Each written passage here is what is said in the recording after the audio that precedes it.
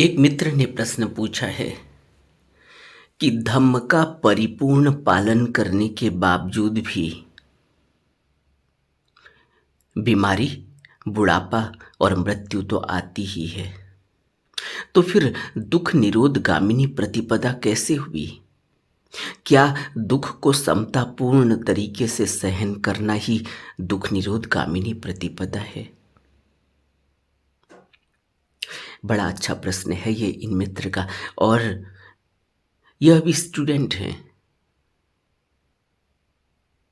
इसलिए यह जिस तरीके से सोचते हैं, यह प्रश्न इस बात का द्योतक है कि ध्यान का कोई अनुभव और जीवन का भी कोई अनुभव अभी इनको हुआ नहीं। क्योंकि अभी यह जो दुख समझ रहे हैं, यह दुख समझ रहे हैं कि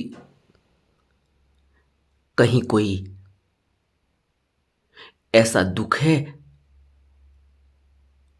और उस दुख का कोई ऐसा उपाय है।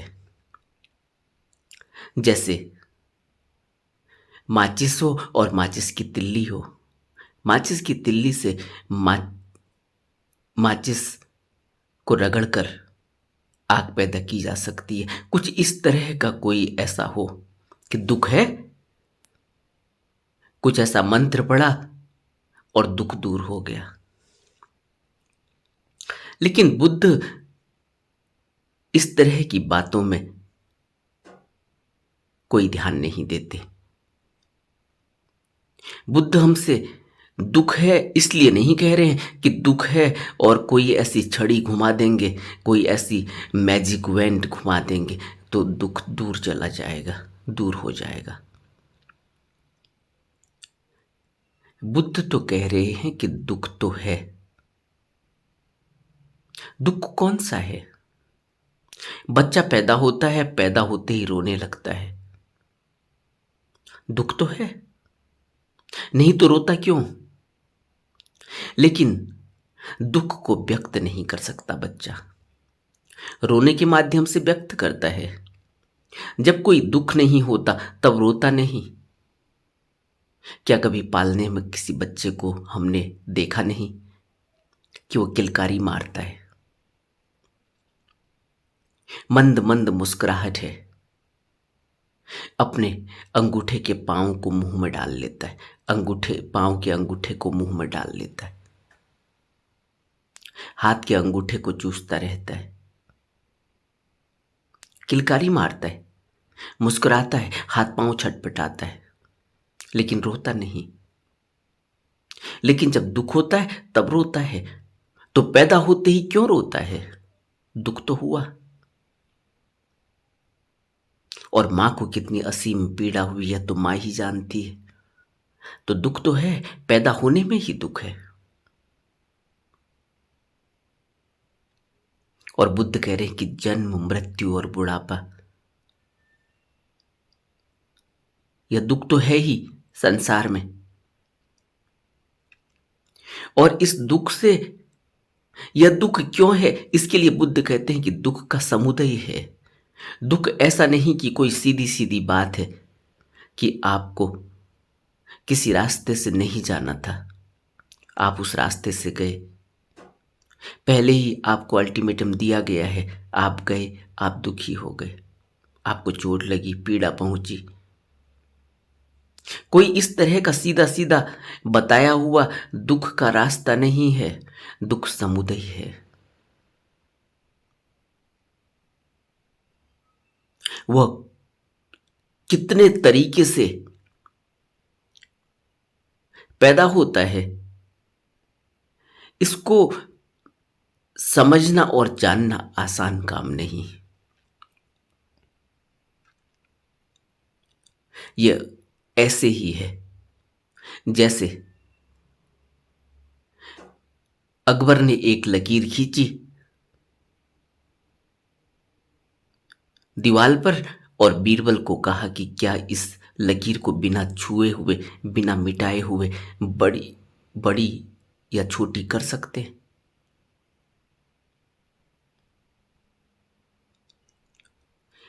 बीरबल ने उसके नीचे एक और लकीर खींच दी, बड़ी लकीर खींच दी तो वह लकीर छोटी हो गई, बिना छुए बिना मिटाए। और अगर छोटी लकीर खींच दी तो वह लकीर बड़ी हो गई, बिना छुए बिना मिटाए।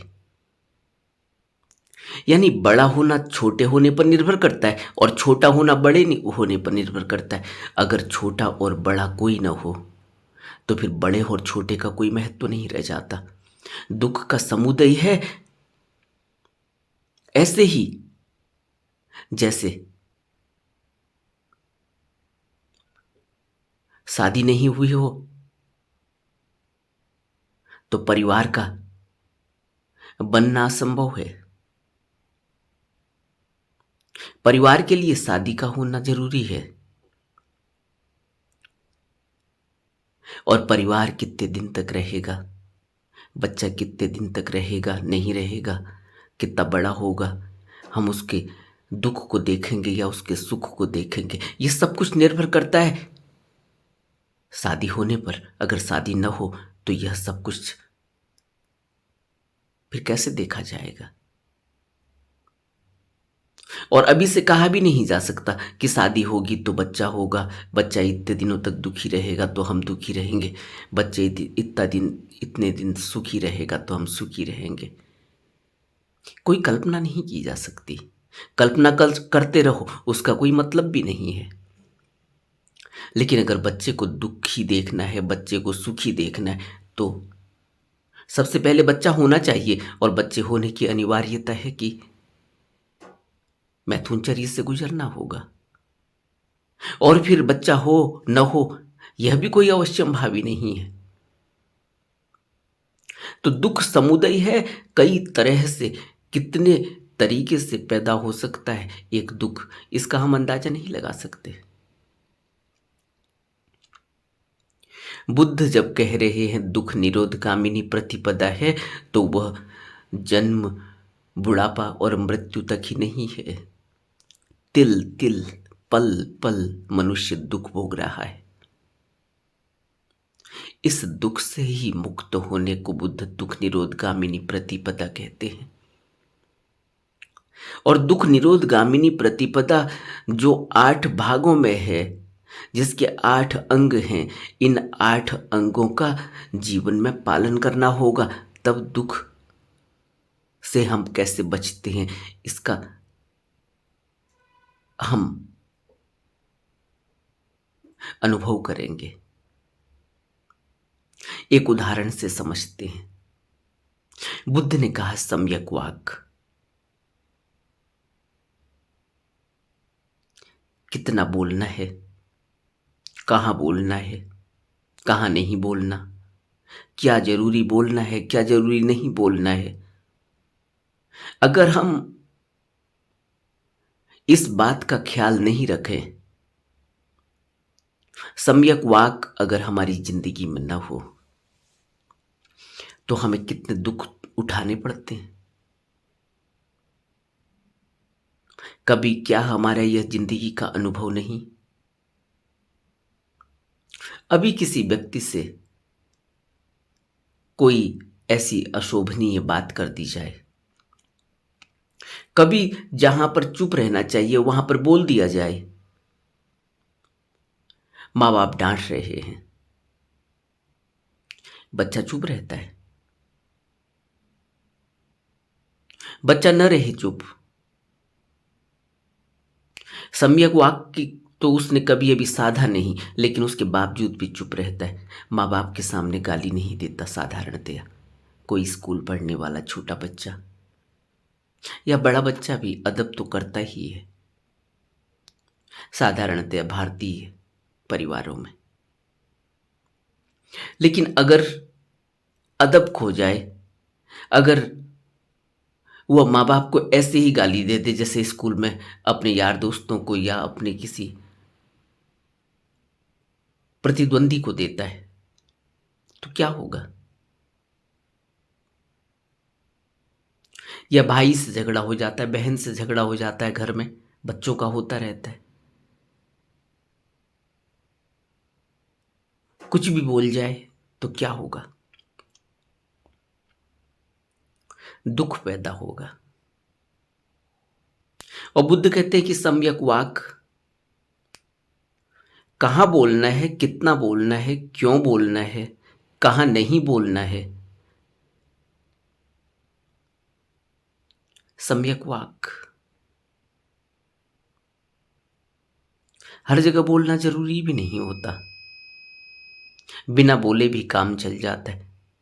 अनावश्यक रूप से किसी की निंदा करना, किसी की चुगली करना, जब वो व्यक्ति सामने है तब हम उसकी बात नहीं करते, और जैसे ही वो व्यक्ति दूर चला जाता है तो हम तीसरे व्यक्ति से उसकी बात करते हैं। क्यों?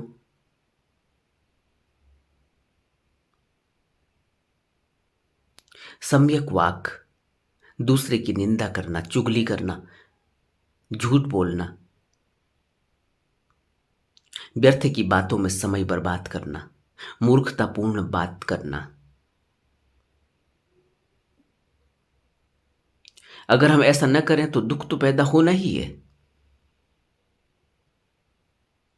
फिर बुद्ध कहते हैं कि सम्यक कर्म होने चाहिए, सम्यक कर्मांत। सम्यक कर्म क्या होते हैं? अच्छे कर्म करना, वह कर्म जो खुशी दें, और जिन कर्मों को करने के बाद दुख ही मिलता हो, कहीं लड़ाई झगड़ा करके आ गए,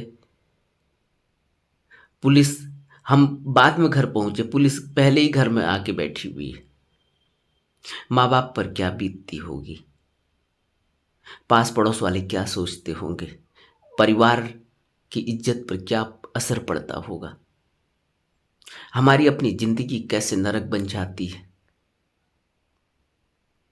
हमें कर्मों का ख्याल ही नहीं है, क्या करने चाहिए क्या नहीं करने चाहिए। चलते चलते किसी कुत्ते को डरा दिया, पत्थर मार दिया, गाली दे दी, चलते चलते किसी पेड़ के पत्ते तोड़ लिए। अब कोई पूछे कि चलते चलते कोई हमें थप्पड़ मार के चला जाए, ये एक ही तो बात हुई कि चलते चलते किसी पेड़ को के पत्ते तोड़ लिए, चलते चलते कोई फूल तोड़ दिया, चलते चलते किसी कुत्ते को पत्थर मार दिया, किसी को डरा दिया। ये ऐसी ही तो बात है कि कोई चलते चलते हमें थप्पड़ मार के चला जाए और हम फिर सोचते हैं कि इसने हमें थप्पड़ क्यों मारा। इसीलिए ऐसे ही मारा जैसे हम चलते चलते किसी पेड़ के पत्ते तोड़ के चले गए। हमें लगता है कि कुछ फर्क नहीं पड़ता, फर्क तो पड़ता है। इतनी सोई सोई जिंदगी में हम जो कर्म कर रहे हैं, इन कर्मों का असर होता है, इन कर्मों से दुख पैदा होता है। कुछ भी सोए सोए हम करते हैं, खोए खोए हम करते हैं। क्या करना है क्या नहीं करना है इसी का हमें अभी तक ज्ञान नहीं। अपनी जीभ के खातिर किसी प्राणी की हिंसा करना, प्रत्यक्ष रूप से या परोक्ष रूप से, किसी के पैसे का गबन कर देना,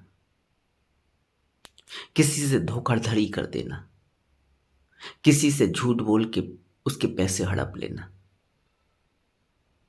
हमें लगता है कुछ नहीं है लेकिन हिंसा है, क्योंकि वो दूसरा व्यक्ति घर में बैठकर हमें गाली दे रहा है। होता है ना, कोई व्यक्ति जबरदस्ती इंश्योरेंस करा देता है, फिर हमें, हमारे पास पैसे नहीं होते इंश्योरेंस की किस्त भरने के लिए, फिर हम कोसते हैं उस आदमी को कि इसने ज़बरदस्ती हमारी इंश्योरेंस करा दी, हम नहीं करना चाहते थे, अब हमारे पैसे फंस गए, अब हम किस्त भी नहीं दे पा रहे। दुख पैदा हुआ,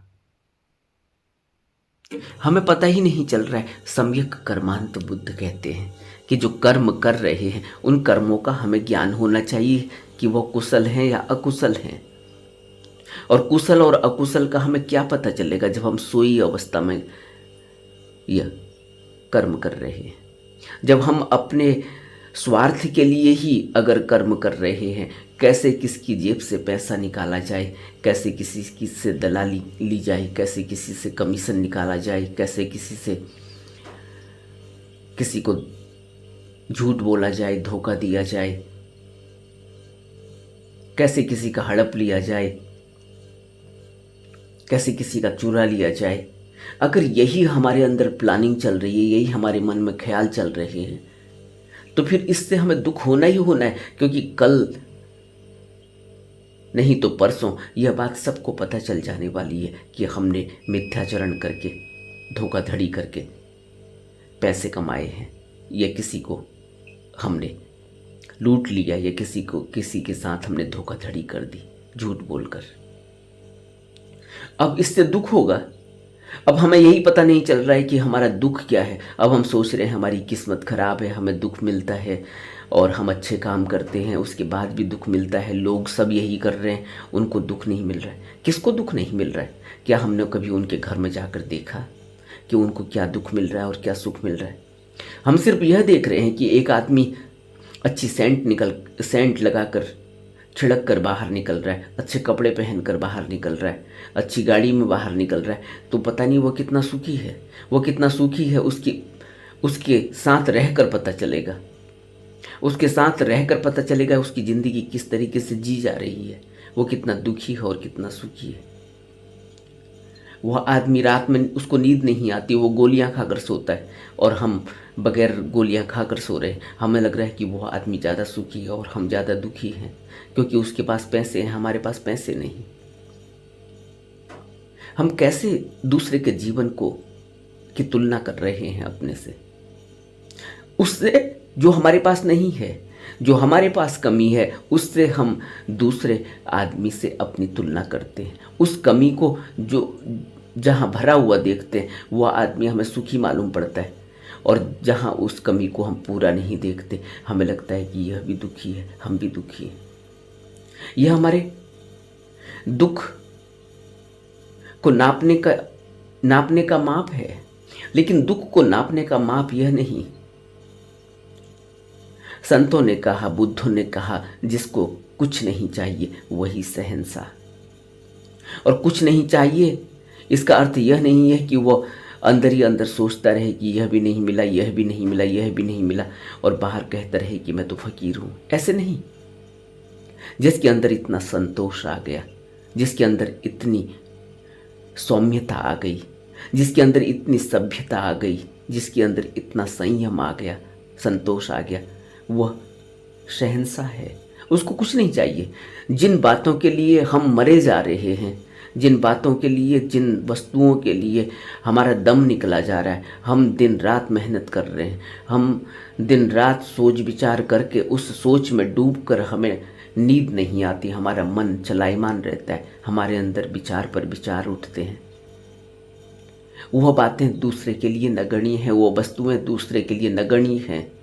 वह उनके बिना भी बिल्कुल ही शांत और संयमित जीवन जी रहा है। तो कौन सुखी है, वह या हम? झूठ बोलकर, धोखाधड़ी करके हम पैसे कमाकर घर आ जाते हैं, फिर रात भर हम यही सोचते रहते हैं कि शायद अगर उसको पता चल गया होगा, किसी ने फ़ोन पर बता दिया होगा, कोई हमें देख रहा होगा, कोई कैमरा कहीं से ऑन होगा, किसी ने कैमरे में वो तस्वीर ले ली होगी, या हमारी बात कहीं लीक हो गई होगी, किसी ने हमारा फ़ोन रिकॉर्ड कर लिया होगा, टेप कर लिया होगा। तो हम यही सोचते रहते हैं कि कहीं घंटी ना बज जाए गेट पर, कहीं कोई ऐसा फ़ोन कॉल ना आ जाए कि भाई क्या बात है, तुमने आज ऐसा किया। तो यह आदमी तिल तिल मर रहा है, तिल तिल दुखी हो रहा है, पल पल इसके अंदर इसकी हार्ट बीट बढ़ रही है, इसका ब्लड प्रेशर बढ़ रहा है, इसके ब्रेन में तरंगें उठ रही है। अब इसको नींद नहीं आएगी, अब ये छटपटाहट है इसके जीवन में। यह आदमी दुखी है। और हम यह सोच रहे हैं कि दुख निरोध गामिनी प्रतिपदा क्या करेगी, अगर जब जीवन, बुढ़ापा और मृत्यु, जन्म, बुढ़ापा और मृत्यु आनी ही है। क्या इतना ही दुख है? जन्म, बुढ़ापा, मृत्यु, हम किसको समझ रहे हैं? यह तो तीन घटनाएं हैं, लेकिन इनके बीच में भी सोपान है, एक श्रृंखला है। जन्म और बुढ़ापे के बीच में एक श्रृंखला है। जन्म होते ही बुढ़ापा नहीं आता। जन्म और बुढ़ापे के बीच में कम से कम 30 साल, 40 साल, 50 साल तो हैं ही। और वैसे तो बुढ़ापा 60 साल के बाद कहती है सरकार, क्योंकि 60 साल में वो रिटायर करती है। तब वो कहती है कि अब तुम इस लायक नहीं रहे कि तुम काम कर सको। तो जन्म और 60 साल के बीच का जो यह अंतर है, इस अंतर में क्या कोई दुख नहीं होता? या जन्म में ही दुख हुआ, अब बुढ़ापे में ही दुख होगा? जन्म और बुढ़ापे के बीच में इन 60 सालों में हमने जो जो कारनामे किए हैं, पल पल हम दुखी हैं। हमारी सोच में हमारा दुख है, हमारे कर्मों में हमारा दुख है, हमारी बातचीत में हमारा दुख है। यानी तन, मन और वचन से जो भी हमने किया वह सब दुख है, क्योंकि वह कर्म हमने किए और उनसे हमें दुख मिला। तो क्या यह दुख नहीं? और बुद्ध कहते हैं आर्य अष्टांगिक मार्ग का पालन करो, सम्यक कर्मांत, कर्म वह करो जो सम्यक है, पूर्ण रूप से सोच समझ कर, विचार कर, विवेक का सहारा लेकर, प्रज्ञा का सहारा लेकर किया गया हो जो कर्म।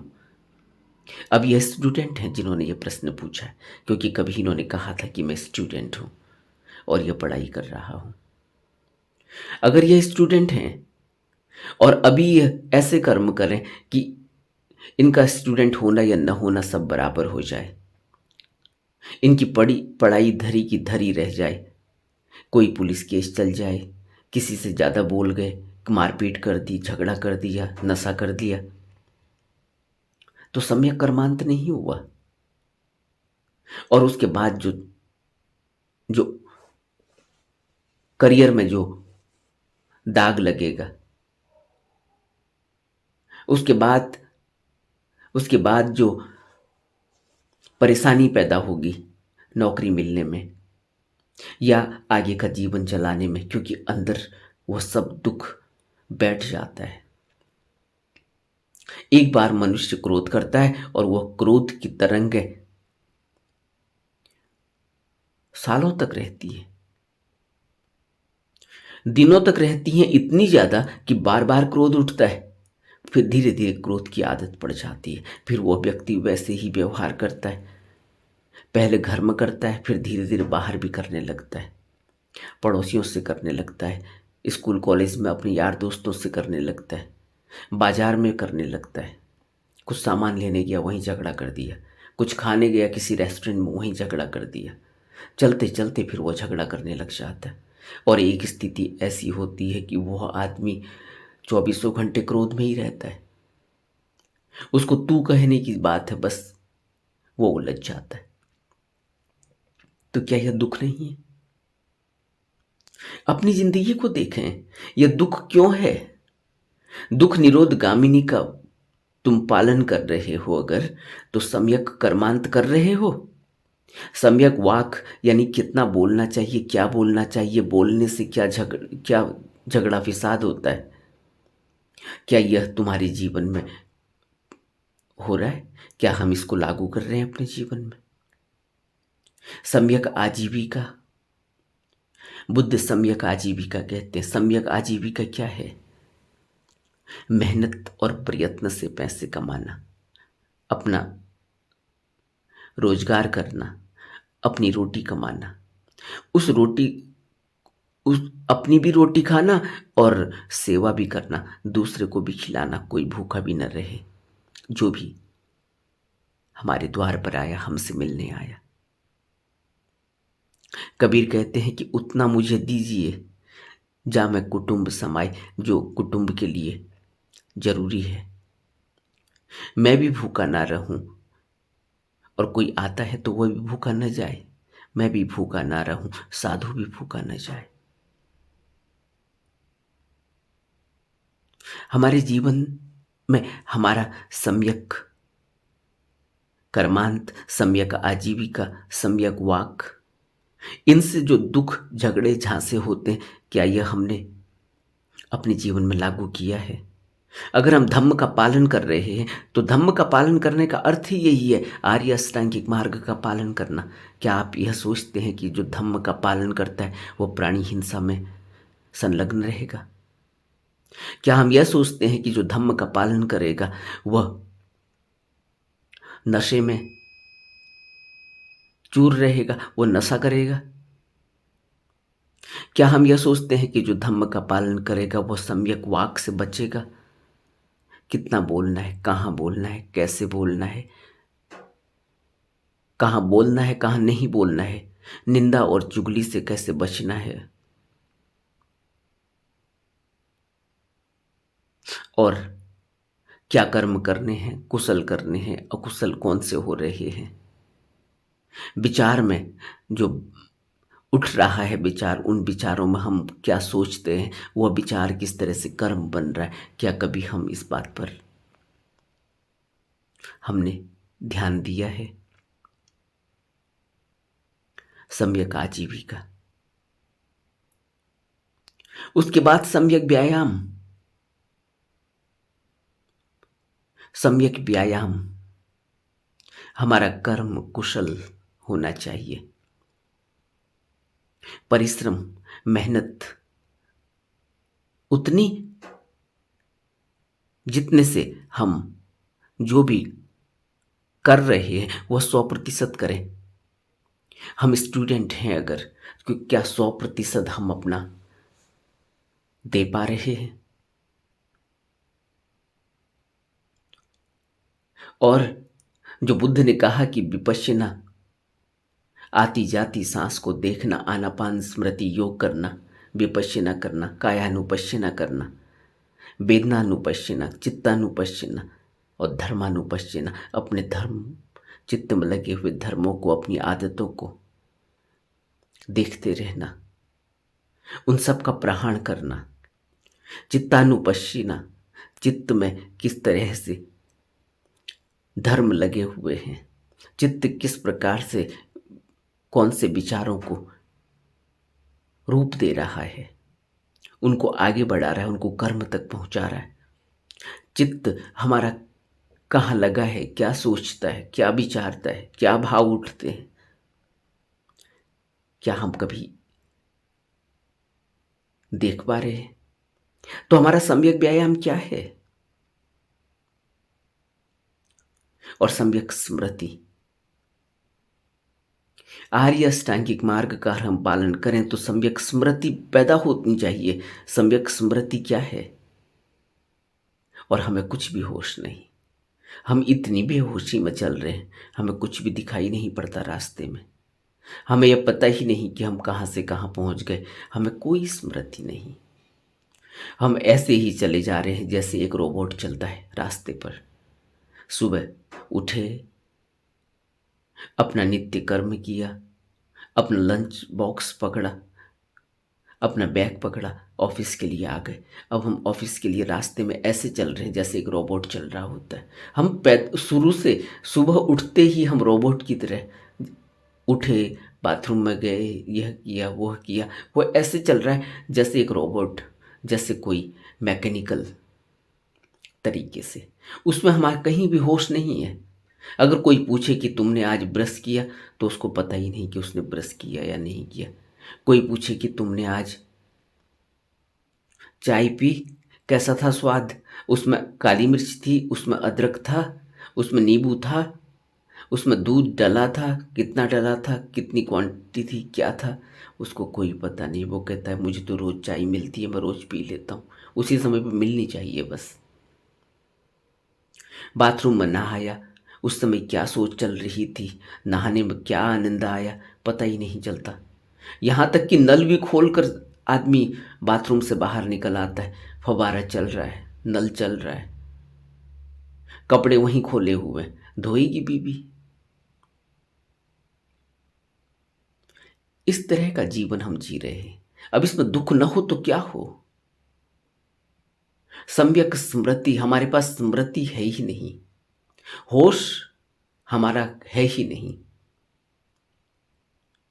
लेकिन हम सब काम कर आते हैं, शाम तक ऑफिस से घर भी आ जाते हैं सब काम करके। तो कैसे कहें कि हम होश में नहीं थे? अगर होश में नहीं थे तो काम किसने किए? लेकिन बुद्ध इसको होश नहीं कहते। बुद्ध कहते हैं कि तुम्हारा होश बना रहना चाहिए, तुम्हें याद होनी चाहिए अपनी पल पल की। लेकिन हमें तो कोई याद है ही नहीं अपने पल पल की। हम तो यहां तक हमारी हालत हो जाती है कि हम बैठे हुए हैं, हमारा स्टेशन निकल जाता है,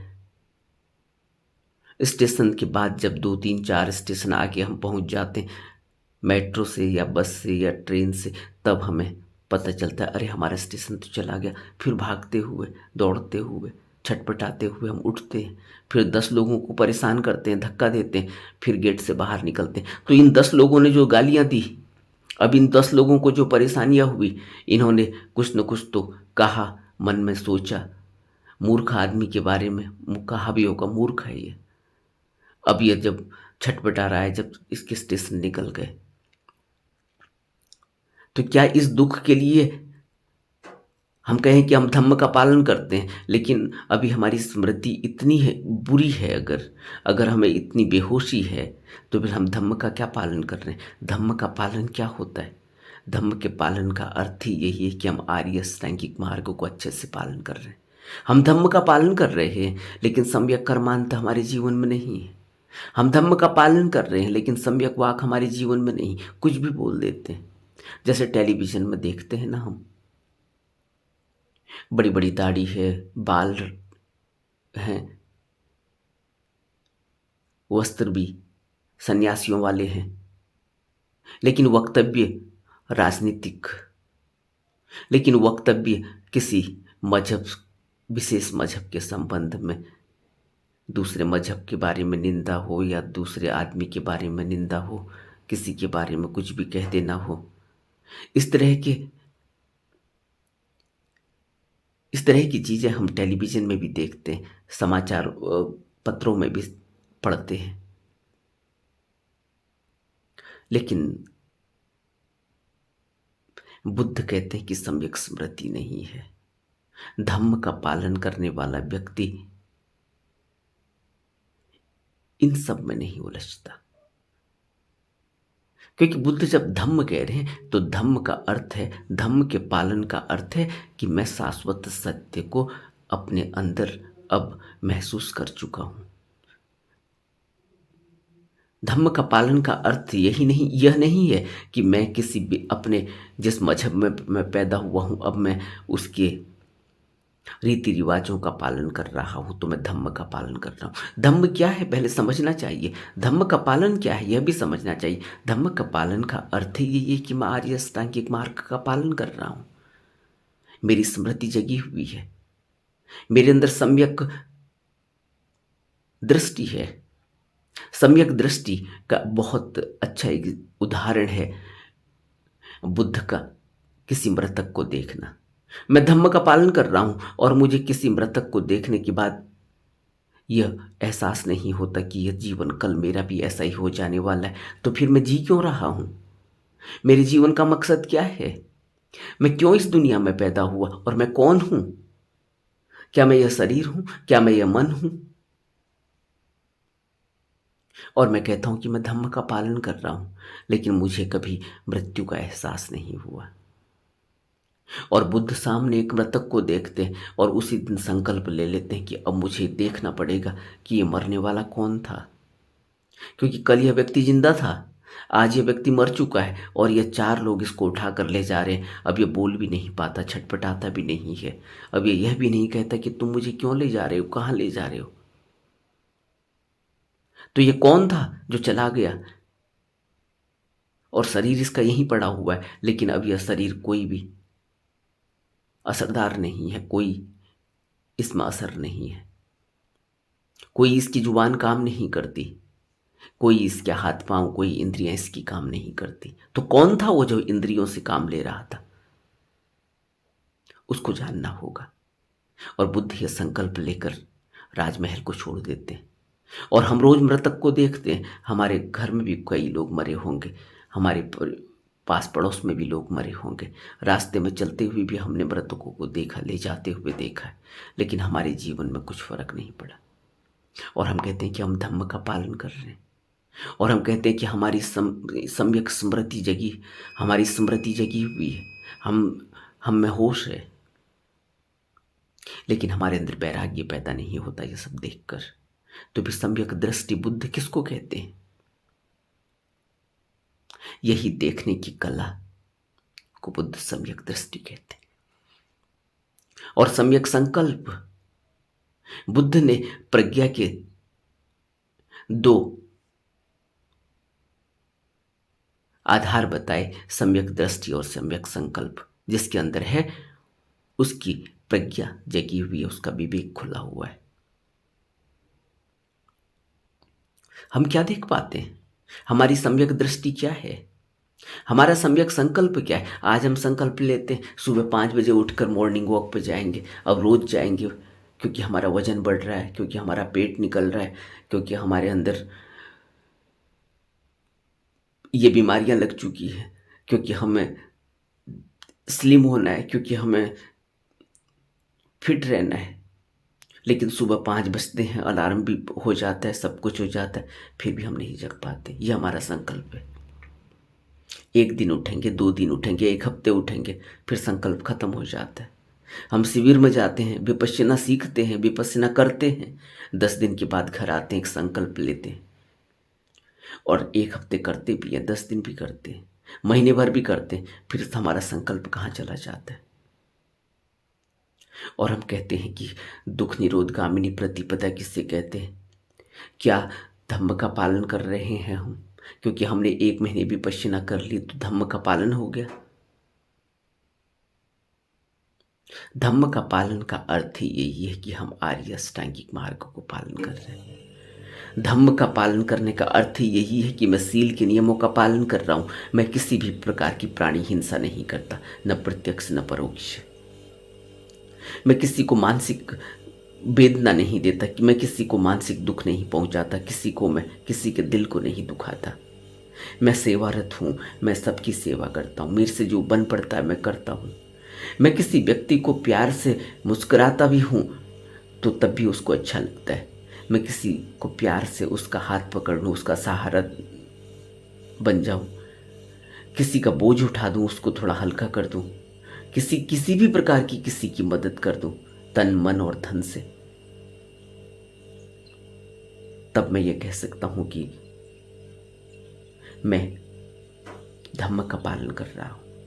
लेकिन प्राणी हिंसा, कितने प्रकार की हिंसा मैं करता हूँ। स्वार्थ के खातिर मैं यह भी नहीं सोचता कि जिस जीव की हत्या की गई मेरे स्वार्थ के लिए की गई है, प्रत्यक्ष या परोक्ष।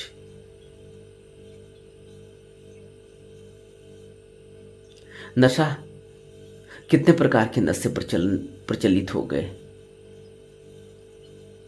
लेकिन बहुत से लोग कहते हैं क्या करते हैं हम, सिगरेट ही तो पीते हैं, ये कोई नशा है? ये तो सभी कर रहे हैं। क्या करते हैं हम, बियर ही तो पीते हैं, क्या यह नशा है?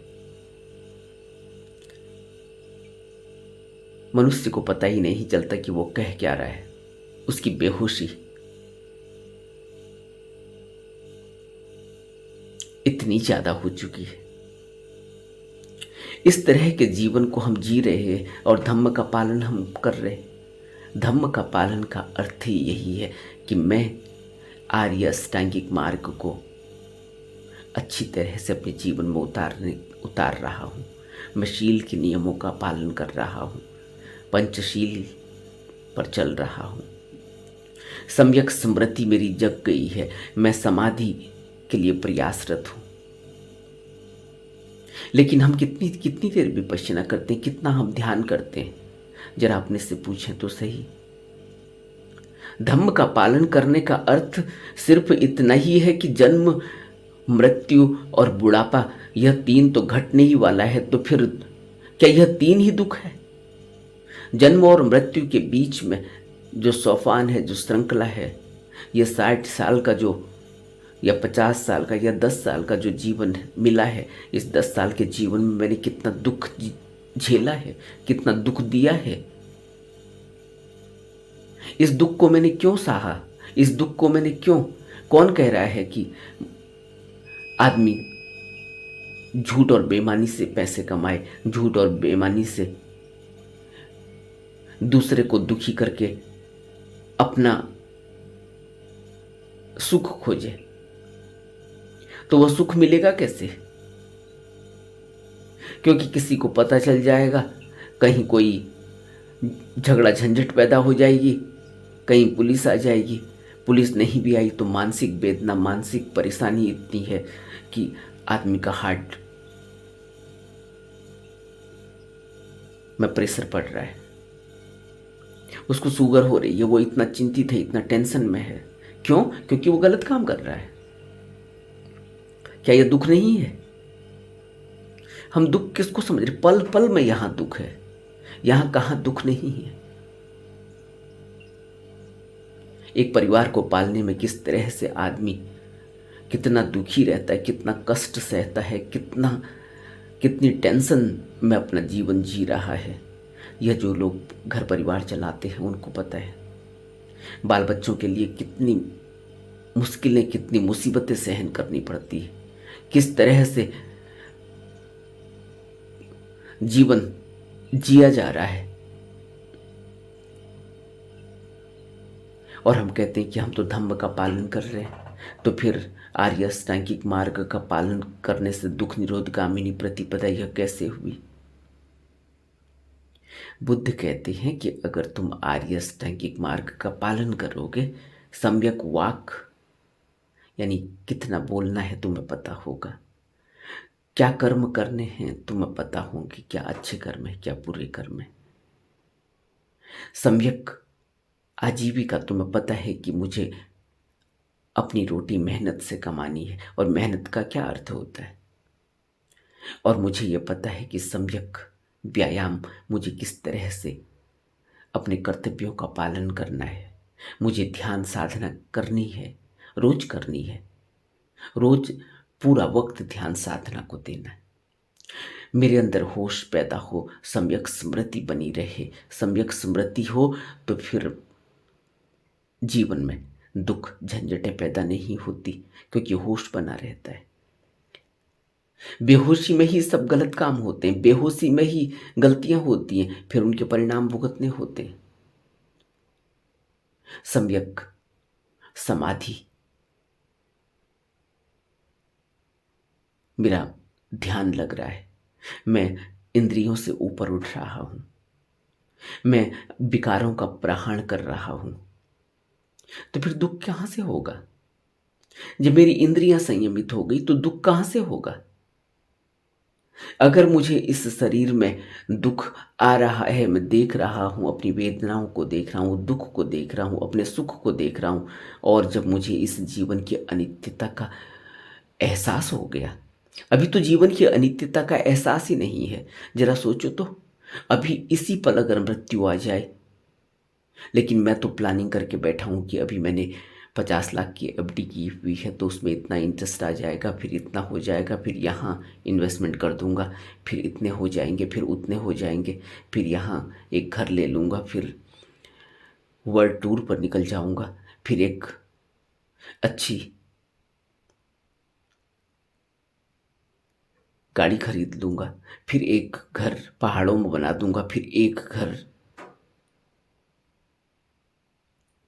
समुद्र के किनारे बना दूंगा, एक घर ऐसी जगह बना दूंगा जहां सब टॉप क्लास के लोग रहते हैं, एरिस्टोक्रेट। कहने का मतलब यह है कि आदमी के सपने इतने हैं, और अगले ही पल मृत्यु दस्तक दे दे अगर, तो फिर मैंने क्या सीखा जीवन से? मैं कौन सी प्लानिंग कर रहा हूं?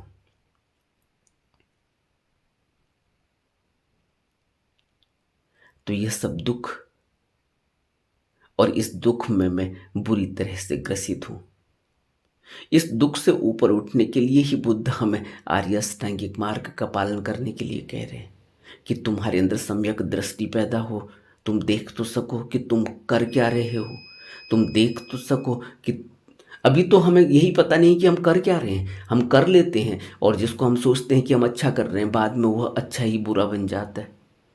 फिर भी हम दोष दूसरे पर डाल देते हैं कि हमने तो अच्छा ही किया था, उसकी वजह से हो गया। लेकिन हमें ये पता ही नहीं। हम प्यार करते हैं, फिर हम शादी कर लेते हैं, फिर हम झगड़ा कर लेते हैं, फिर हम तलाक के लिए कोर्ट कचहरी में घूमते हैं। अब कोई पूछे कि तुम भाई मूर्ख आदमी हो, तो वो कहेगा मैं मूर्ख हूँ, मैंने प्यार किया था। वो अभी भी यही कह रहा है कि मैंने प्यार किया था और कोर्ट कचहरी में घूम रहा है। अब उससे पूछो भाई तुमने कैसा प्यार किया था फिर। और हम कहें कि अगर कि भाई तुम्हारी सम्यक दृष्टि क्या है, तुम यही नहीं देख पा रहे हो कि तुम क्या कर रहे हो और क्या नहीं कर रहे हो, अच्छा कर रहे हो या नहीं कर रहे हो। तुम जिसको अच्छा करते कहते हो वो बाद में बुरा हो जाता है, और जो जिसको तुम बुरा कहते हो वो बाद में अच्छा हो जाता है, लेकिन तुम उसको बुरा समझकर उसको नहीं करते। हमें कोई भान ही नहीं है कि क्या अच्छा है क्या बुरा है हमारा।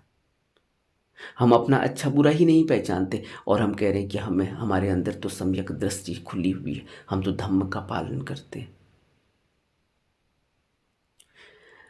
जब हम धम्म का पालन करेंगे तो दुख निरोध गामिनी प्रतिपदा स्वतः ही हो जाएगी। और जब हम धम्म का पालन करेंगे तो दुख निरोध गामिनी प्रतिपदा हमारे जीवन में उतर आएगी। हमारी सम्यक दृष्टि बन जाएगी, सम्यक संकल्प हमारा होगा। सम्यक संकल्प, तुम एक पढ़ाई करने वाले स्टूडेंट हो, सम्यक संकल्प नहीं होने की वजह से क्या दुख तुम झेलते हो, क्या मानसिक वेदना और पीड़ा तुम होती है, क्या तुम्हें इस बात का एहसास नहीं। और तुम पूछ रहे हो कि मैं कोई धम्म का पालन करे तो फिर दुख निरोधगामिनी प्रतिपदा कैसी हुई, क्योंकि मृत्यु तो आएगी। मृत्यु तो बुद्ध की भी आई थी, तो क्या बुद्ध ने धम्म का पालन नहीं किया? मृत्यु तो बुद्ध की भी आई थी, तो क्या बुद्ध को दुख निरोधगामिनी प्रतिपदा का पता नहीं है? जब हम ये कह रहे हैं कि जीवन भी हो, जन्म भी होगा, बुढ़ापा भी होगा, मृत्यु भी होगी, तो यह तीनों से तो बुद्ध भी गुजरे थे। तो दुख निरोधगामिनी प्रतिपदा फिर भी बुद्ध ने क्यों हमें दी? और बुद्ध का जीवन कैसा रहा है? आज 2800 साल के बाद भी करोड़ों लोग बुद्ध के प्रेम में पागल हैं। और हम धम्म का पालन कर रहे हैं, हमें कोई नहीं जानता। हम धम्म का पालन कर रहे हैं और दुख हमारे जीवन से मिटता नहीं। हम धम्म का पालन कर रहे हैं लेकिन हमें अभी तक जीवन अनित्य है इसका भान ही नहीं हुआ। हम जीवन को नित्य समझ के यहाँ सुख खोज रहे हैं। हमें समझना होगा, और जिस दिन हम समझ जाएंगे और जिस दिन हम अपने जीवन में उतारेंगे, इस यह अनुभव हमारा होगा, तब हम समझेंगे कि धम्म का पालन करना और दुख निरोधगामिनी प्रतिपदा का पा जाना एक ही बात है। तब हम यह भी जानेंगे कि जन्म, बुढ़ापा और मृत्यु यह संस्कार और मन से जुड़े हुए हैं। जिसने संस्कार को जाना, जिसने मन को समझा, जिसने इन पर विजय पाई, फिर उसका जन्म, बुढ़ापा और मृत्यु नहीं होती। फिर वह इस भवबंधन से ऊपर उठ जाता है। इसीलिए बुद्ध कहते हैं कि हे गृहकारक, घर बनाने वाले, मैंने तुझे देख लिया है, मैंने तुझे पहचान लिया है, अब तू घर नहीं बना पाएगा मेरा।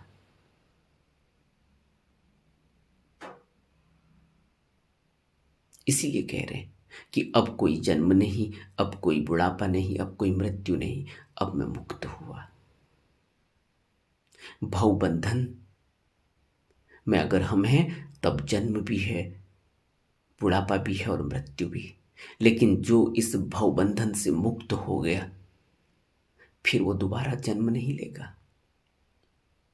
और जीते जी यह मुक्ति पानी होगी, जीते जी ही यह सब पाया जा सकता है। और जीते जी जिसने यह पा लिया वही मुक्त हुआ, उसी को निर्वाण घटा है, उसी को बुद्धत्व मिला है। हमें विचार करना चाहिए। नमो बुद्धाय।